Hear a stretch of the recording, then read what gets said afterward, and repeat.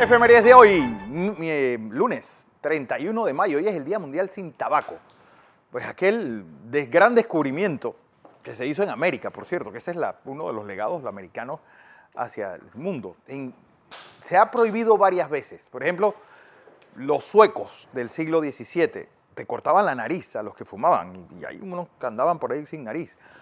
Pues, ¿quiénes han sido los primeros promotores de las leyes antitabacos?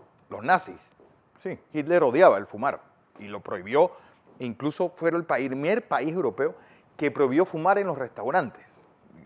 Sobre la historia del hombre y el tabaco yo creo que Guillermo Cabrera Infante tiene un libro maravilloso llamado Puro Humo, que vale la historia desde que encontraron esa hierba pues, en el Caribe y cómo llegó a Europa, las fortunas que se han hecho y todo lo que ha sido, pues, muchos, sobre todo un cubano, que lo digo un cubano que ya saben que ahí, pues, los mejores puros son cubanos y esa extensión que ha habido, pues, del cigarrillo y sus variantes. Vamos a 1906, porque un día en Madrid se da una boda sangrienta. Sangrienta les explico por qué. Alfonso XIII, pues, este joven rey, estaban buscándole novia. ¿Quién buscan? Bueno, Eugenia de Battenberg. Pues, ¿qué pasa? Eso que ustedes ven ahí, pues, un anarquista, Mateo Morral, les tiró una bomba. Pues, murieron 4 personas, un montón de caballos, pero la boda siguió. Pues, dicen que ahí nace la maldición de esta familia. ¿Por qué? Porque Eugenia de Battenberg, al ser nieta de la reina Victoria, pues venía con esa enfermedad hereditaria de la hemofilia. Su primer hijo, pues, nació con la hemofilia. El segundo hijo nació sordomudo. Y ya, pues, el tercero, Juan, abuelo del actual rey, pues, que fue el rey que nunca reinó. Es más, si uno va al Escorial, al putretorio, donde están los huesos de los antiguos reyes, ahí está. Como ustedes van a ver, Juan III.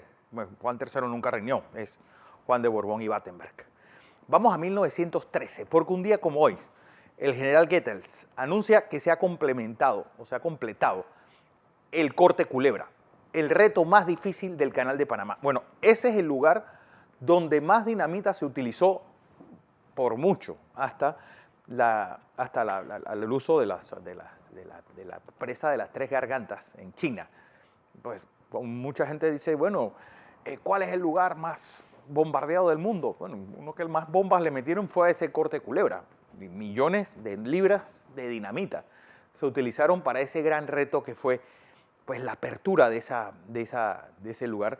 Bueno, tanto que Goethals, su casa quedaba muy cerca de ahí, la traslargaron casi clavo por clavo hasta el lugar donde es la residencia del administrador del canal. Vamos a 1970, porque el epítome del fútbol, pues, tal vez el que se considera el mundial más emocionante, perfecto de nuestra historia. México 70, la novena, pues, Copa Mundial del Mundo inicia un día como hoy. Bueno, ahí todas las selecciones que tenían 2 copas llegaron. Y llegaron, pues eso fue lo interesante. Su semifinal fue entre Brasil, que quedó campeón, Italia, Uruguay y Alemania. Se dice que el partido entre Alemania e Italia se ha catalogado como el mejor partido del mundo, de la historia. Brasil llegaba con todos los tenores. Jairzinho anotó, es el único que lo ha hecho en los 7 juegos que jugó Brasil hasta la final. ¿Quién era el eje de esa gran selección de los 5-10, como se le llamaba? Pues muchos dicen que no era Pelé, era Gerson. Pues así que ahí lo ven. ¿De qué planeta viene esta selección? Publicaron los diarios ingleses después de la victoria del 4-1 de Brasil sobre Italia. Pues Eduardo Galeano tiene esta maravillosa, pues, libro que es muy entretenido y muy fácil de leer. Fútbol a sol y sombra. Sobre todo a mí me encanta, pues, cuando él describe ese Mundial de México 70.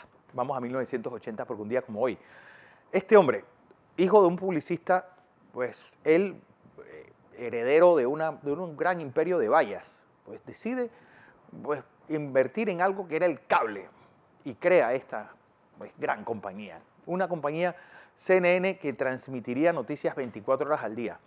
¿Cuál es la apuesta de largo de esta compañía? Pues sin lugar a dudas, el bombardeo de los Estados Unidos sobre Bagdad, el inicio de la Primera Guerra del Golfo y es la única estación que transmite para el mundo lo que estaba pasando in situ. Ahí, pues, se publicó al día siguiente en varios periódicos. Esta cadenita de noticias se ha convertido en un grande de la comunicación. Pues tendrían que pasar 10 años para eso. Bueno, 10 años de mucho dinero invertido. La televisión por cable es la gran apuesta de este hombre, Ted Turner.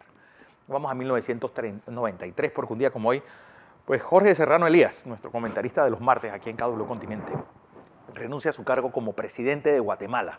Pues en una presión y en una movida, pues siempre he tenido, y ustedes lo han escuchado tal vez a él, pues hablando de las presiones que hacen los congresos sobre los presidentes. Pues una especie de gran chantaje institucional. Pues dice don Jorge, ya esto era asfixiante. Por eso, pues decidió cerrar el Congreso y el Congreso decidió, pues, casi llevar al borde de una guerra. No olvidemos que Guatemala estaba todavía la sangre fresca de 50 años de guerra civil, que, por cierto, él fue el que lo firma en Madrid junto con la paz en Salvador. Vamos a 2005, porque hablando de periodismo, uno de los grandes misterios del periodismo el periodismo mundial, perdón, pues se devela. Mark Felt, el segundo del FBI, resultó ser Garganta Profunda, del Deep Throat. ¿Por qué le ponen ese nombre? Bueno, porque estaba de moda esa película pornográfica llamada Garganta Profunda. Entonces, ¿quién era la persona que desde dentro, bueno, una película un poco absurda, que decía que una mujer había nacido con el clítoris en la boca, es decir, en la garganta, y por eso se llamaba así. Y que, bueno, coincidentalmente se da esta investigación de Woolworth y Carl Bernstein sobre las incidencias dentro de la Casa Blanca de quién estaba pasando la información, pues todo el escándalo Watergate. ¿Quién era ese eslabón perdido? Bueno, en 2005, pues 32 años después, 32 años después, pues se supo, este hombre, Mark Felt, resultó ser pues Garganta Profunda, y no la actriz pornográfica, obviamente.